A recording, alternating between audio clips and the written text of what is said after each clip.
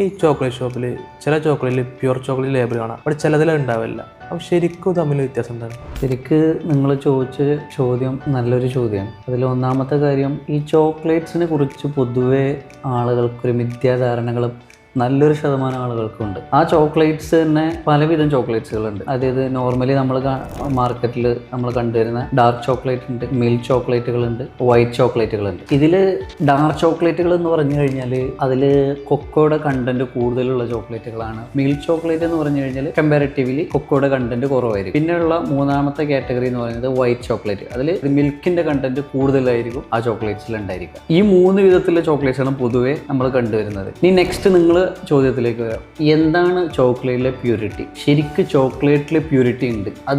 അതിലാണ് ഞാൻ നിങ്ങളോട് ഫസ്റ്റ് പറഞ്ഞ ആളുകൾക്കുള്ള മിഥ്യാധാരണകൾ, അതായത് തെറ്റായ ധാരണകൾ ആ വിഷയത്തെക്കുറിച്ചുണ്ട്.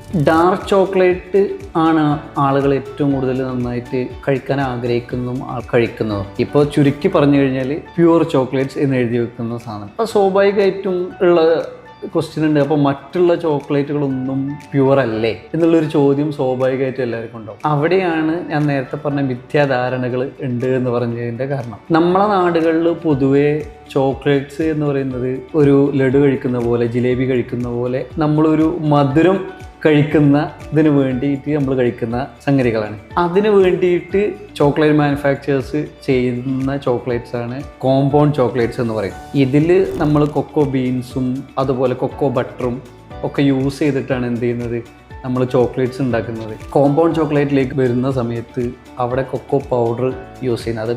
അത് നമ്മളൊക്കെ ഷോപ്പുകളിൽ ചെല്ലുമ്പോൾ നമ്മൾ എന്താ ചെയ്യുന്നത്, നമ്മൾ ഏറ്റവും വില കുറവുള്ള ചോക്ലേറ്റ്സ് നോക്കിയിട്ടാണ് നമ്മൾ വാങ്ങിക്കുന്നത്. അപ്പോൾ അതിനനുസരിച്ചുള്ള ക്വാളിറ്റിയുള്ള കൊക്കോ പൗഡറുകളും അതിൽ തന്നെ ഫ്ലേവറുകളും ആഡ് ചെയ്തിട്ടാണ് എന്ത് ചെയ്യുന്നത്, ഈ ചോക്ലേറ്റ്സ് ഉണ്ടാക്കിക്കൊണ്ടിരുന്നത്. ചോക്ലേറ്റ്സിൻ്റേതായിട്ടുള്ള പ്യൂരിറ്റി ഈ ചോക്ലേറ്റ്സിൽ നമുക്ക് കാണാൻ കഴിയില്ല.